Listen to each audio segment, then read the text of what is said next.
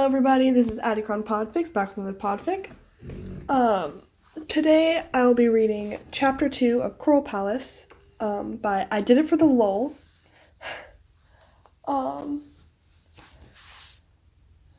I don't think I have anything to say here, so let's get right into it. Chapter 2, My godly sisters decide to throw a party? Percy flopped face down into the water with a groan. Months had passed, and it was the final day of classes. Percy had just gotten out of his biology final. He thinks the intensive study may have brought him a high B at least, and was exhausted. He was swimming in the pool that their apartment complex shared, waiting for the others to all arrive. Hazel and Frank had gotten out of school the week prior and were meeting Percy and Annabeth at the pool. Percy had gotten done first. Annabeth was still finishing up her final exam in physics. He didn't envy her. That many numbers would have killed him this semester. Jason was also supposed to come around soon, also having finished up his freshman year as well. He was majoring in meteorology, which meant Leo had swiftly dubbed him Weather Boy, and cackled for reasons Percy didn't fully understand. He floated to the bottom of the pool, not caring if anyone noticed. This apartment complex was largely demigods and legacies, and the mortals here were clear-sighted and wouldn't sound the alarm if he didn't come to the surface. He sighed, watching the bubbles float upwards and relaxed in the pool. It was salt water, which made him happy. It wasn't as good as seawater, but it did the trick nicely after an incident with a hellhound a few months back. Percy thought about the year he had seen go by this year. It was by far the most peaceful of his life, and he couldn't stop the thrill of fear shooting through his spine. Nothing ever stayed peaceful for this long. It felt wrong. It felt like something was brewing. He just hoped that he could stay out of it, but something else told him that wouldn't be possible. The demigod of the sea thought back to the book he had read several times over. Annabeth had written to her mother requesting a copy, and had been delighted when the librarian had summoned her over later that day to hand her a card with silver writing.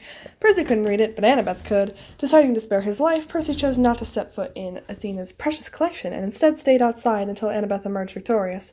She had placed the book on the table in front of them, titled Athenian History, a Beginner's Guide.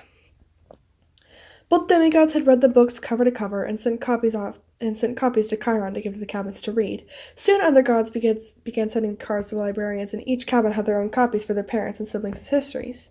Camp was abuzz. Apollo's children, who had inherited his gift for music, thankfully not haikus, and, in Percy's opinion, had begun to write songs about the demigods and their stories, using their favorites.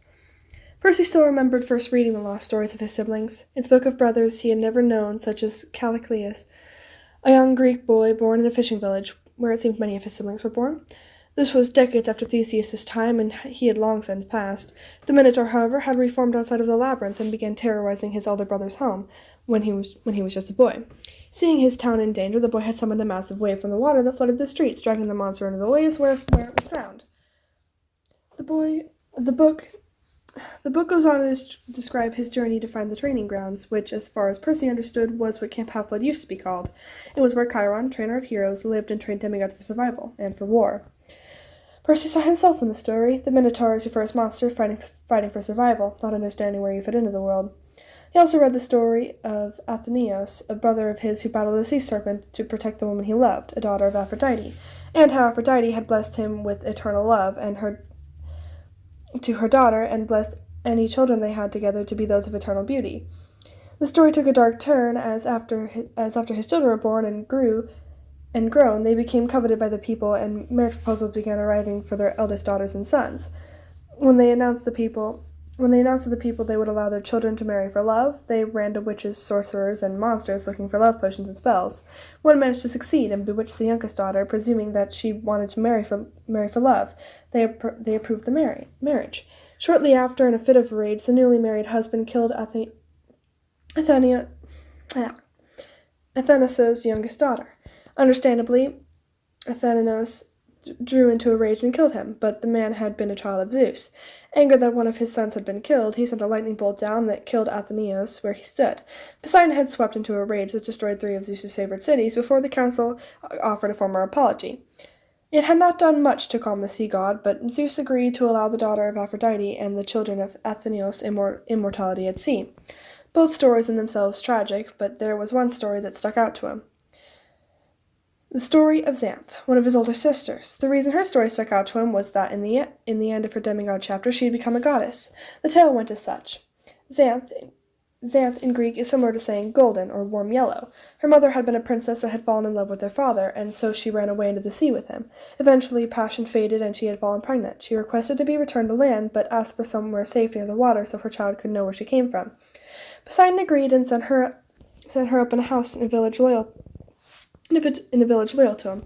When Xanth was born, the midwives had gasped in surprise. "Yellow hair?" they said. It was unusual to see a child of the sea with light hair, and one had not been born in centuries, hence Xanth's name. She was raised around the water, and because of that, she grew into her power quickly. Monsters began attacking her, and her mother was forced to send her to the training grounds.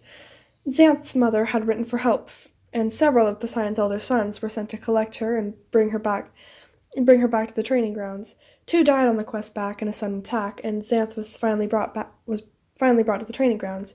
Devastated by the loss of their little brothers, the children of the sea raised their new younger sister fiercely, teaching her how to fight, how to learn, and how to swim, and how to win. She also became close friends with a few children of Ares and learned how to strategize. After succeeding in her first quest at 14, the demigods had to go to war. This was the time Rome had begun to creep into the Grecian Empire, and the gods' minds were at war with themselves as they heralded new identities being forced upon them by thousands of new souls.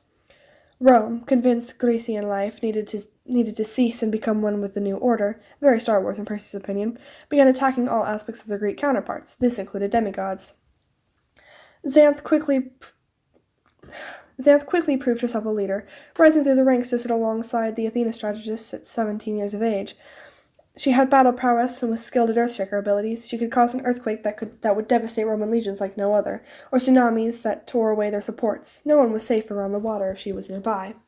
Percy still winced at the idea of all this death of demigods and mortals. It seemed so pointless now. They could get along fine. It was close to damn well a few times, but they could get along. Hearing how his cousins and siblings died for that war was brutal. Xanth became a patron for her siblings, learning to teach them to fight, read, and breed, write, hunt, and survive the world and war they were being thrown into. She was one of the oldest left towards the end of the war. By this time, she was approximately 23 years old. Percy was wondering at first why they kept referencing approximate age, and Annabeth reminded him that much of this was guesswork and half-changed stories, as well as the fact that many mortals did not have the ability to know the date back then, so birthdays were more difficult to know.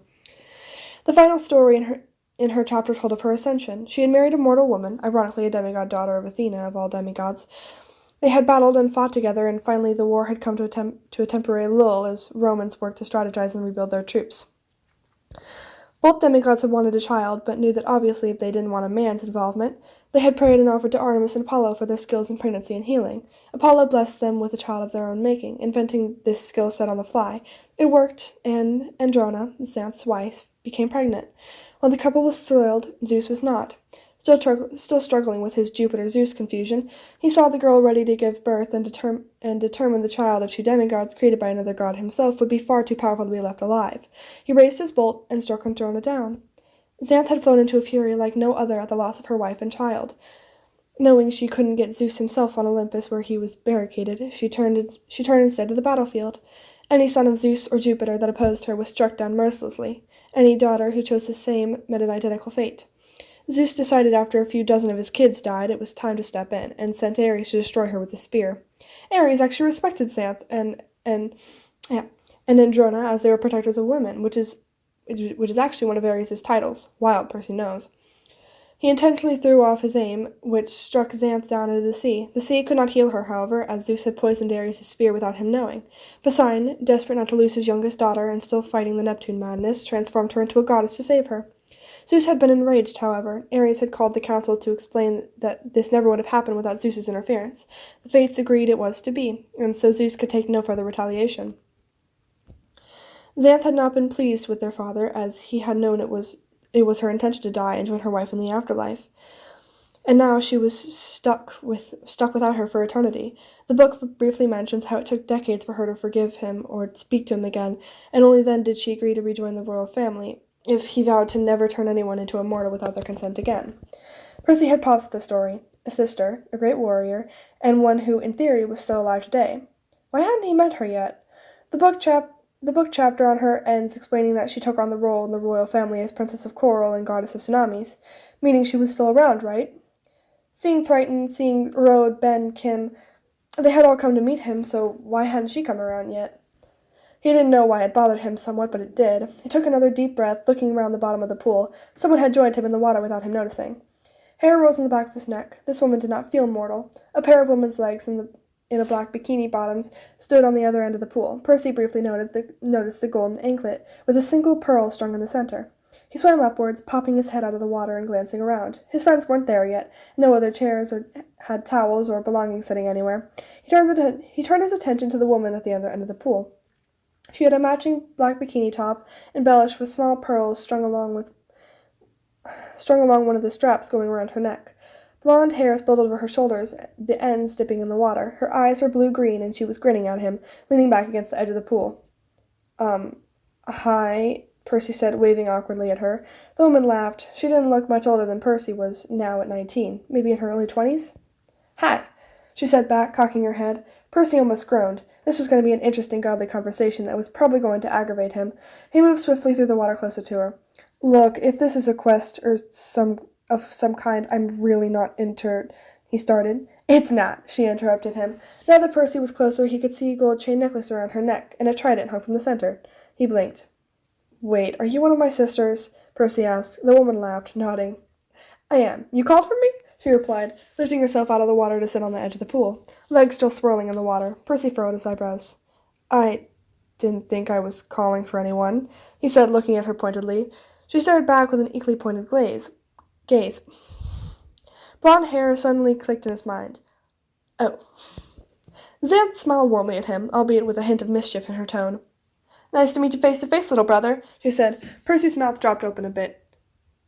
Wait, have we met before? He asked quickly. Xanth shot him with an appraising look.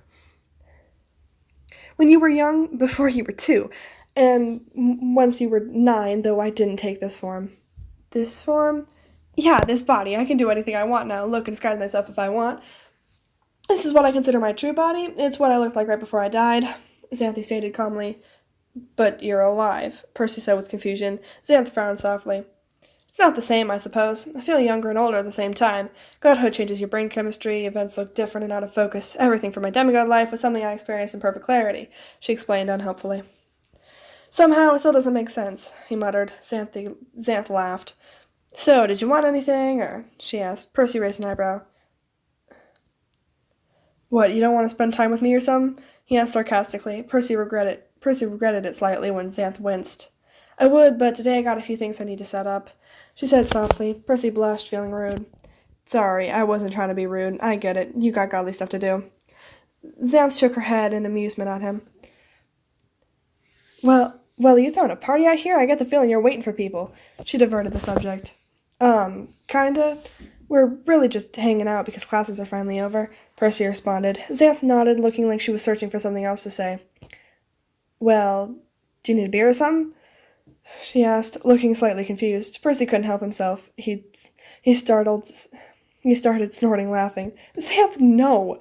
The boy is not of age yet here in the States. Rhodes suddenly appeared next to her sister in the pool, wearing a white one-piece suit. Percy jumped, choking out a laugh. I don't know what to do with him. He'd be of age almost anywhere else in the world, Xanth exclaimed, throwing her hands up. Rhodes shook her head.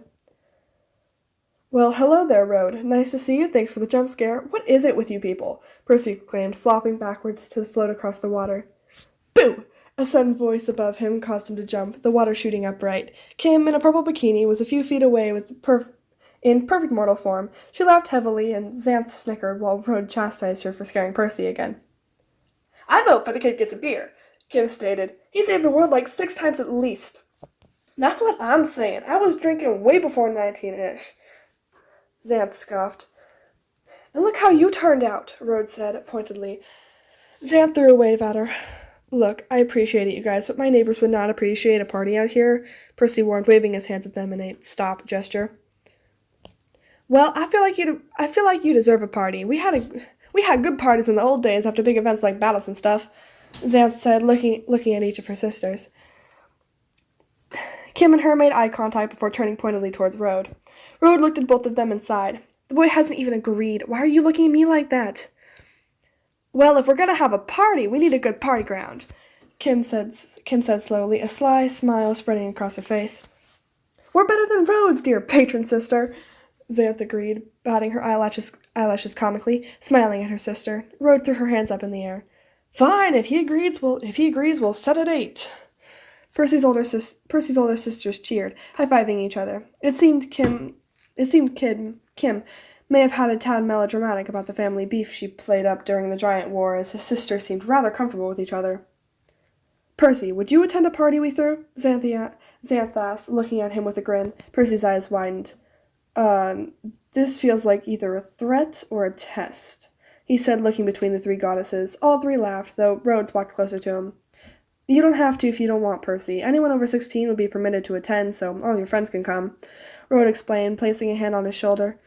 Percy blinked again, and suddenly heard the gate swing open behind him. Annabeth in her black swimsuit cover-up blinked at the sight. Jason, Hazel, and Frank a step behind her, all gawking at the goddesses. Hello? Annabeth asked, looking pointedly at her boyfriend. Percy sighed, turning to his friends and girlfriend. Guys, meet Rhoda, Chemapolia, and Xanth, my older godly sisters, he explained. Annabeth's eyes lit up with recognition at Xanth, and they all bowed their heads slightly. Kim's face lit up at the sight of Jason, and she held out both of her arms. Jason, my priest! She boomed, smiling at him. I have visited my temple. I am very pleased. We need to discuss the progress of my action figures. Jason tripped over himself, blinking rapidly. Thank you, my lady, and yes, we can talk about that, Jason seemingly asked, looking between her and Percy. Percy shrugged, stifling a laugh. Hello, my ladies, Hazel said, nodding towards the goddesses, Frank mumbling the same. Well, it is good you're here, my sisters, Rhodes said with a pointed stare back at her laughing younger sisters. Have convinced me to throw a party later in the summer. Anyone aged 16 and up would be welcome to join. I'll provide transportation and lodging. Would you all be interested in coming? She asked.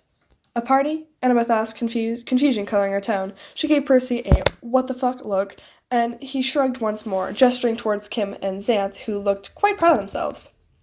Yes, on my home island of Rhodes, his elder sister continued. Annabeth gaped for a moment before responding. Well, if the others are all right with it, I would be honored to attend, she said, and Percy nearly winced. He was not sure if this was going to turn out well for them, but it was all in now. I would come, Jason said, raising his hand slowly. I suppose if it is all right with you, my ladies, I would love to attend, Hazel replied, looking positively thrilled. I would come too, Frank said quietly, looking nervously at the gods. Percy wondered if he too thought this might be a test of some kind. Rhoda nodded and smiled. All right, you two, she laughed, turning to her sisters. You win. Party at my place 1 week before the summer solstice. The two other goddesses cheered, water spraying out from the pool as Kim smashed her fists into the water. Demigods, I assume like Percy you will be able to get to Camp Half-Blood, arrive by the night before the party, and I'll pick you all up the next morning to bring you to Rhodes. And whatever you do, she said, finishing her sentence, looking at everyone seriously, do not tell Triton or Father. They are such buzzkills when it comes to demigod little ones. Little ones? Percy squawked indignantly. I am a literal adult. Rhoda laughed. Not to him, young one. Rhoda nodded at them,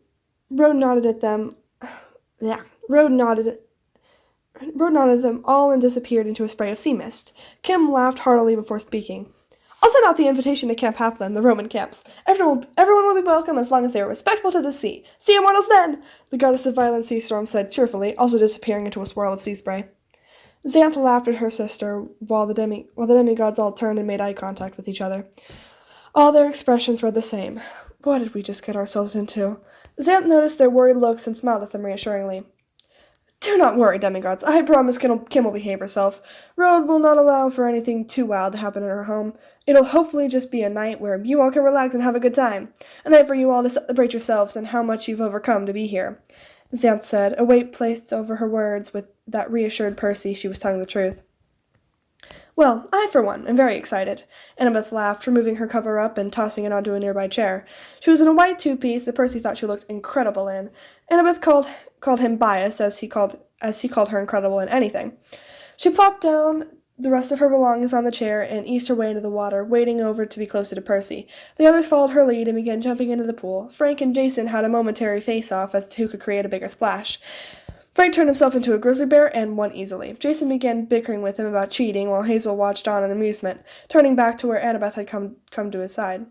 He noticed that his sister was staring at Annabeth with an odd expression. It looked like sadness, deep sadness and heartbreak. With a jolt, he remembered who Xanth's wife had been in her stories, another daughter of Athena. Annabeth's attention was drawn by a small O that left his lips, and turned to make eye contact with Xanth. Percy's sister blinked suddenly, as if coming out of a dream, and looked away. "Sorry about that," the goddess of tsunamis muttered, glancing back up at both of them sheepishly. "Do I look like her?" Annabeth asked softly. Xanth's eyes seemed a bit shinier, and Percy could tell Annabeth had regretted asking the question.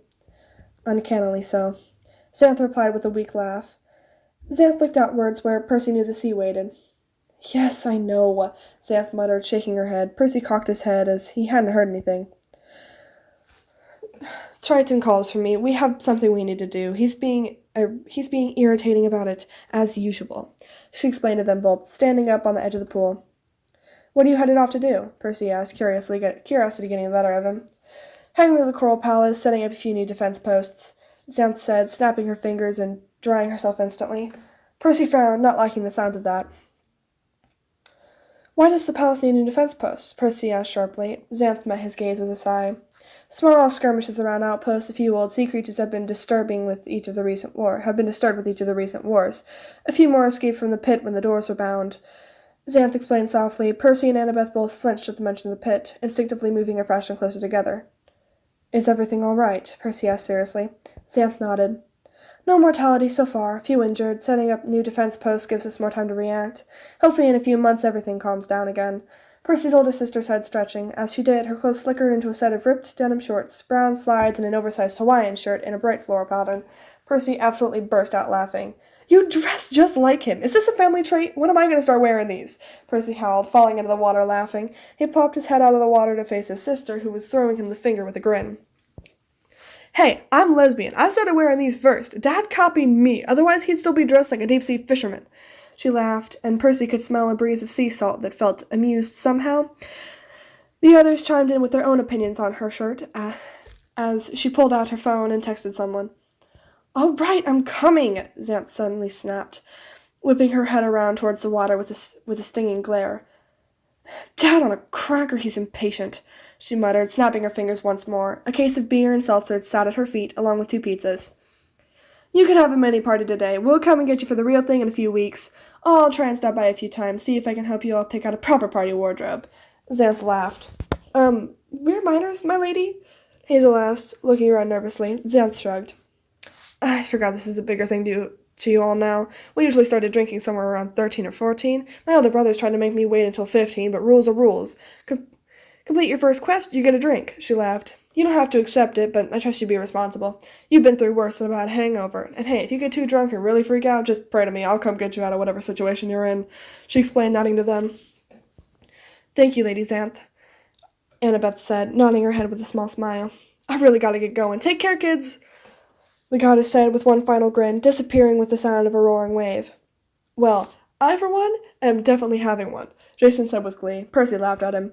Percy didn't drink much, so he only had 2 of the seltzers. He still didn't care much for the scent or taste of beer. It was nice to just sit with his friends and girlfriend in relative safety.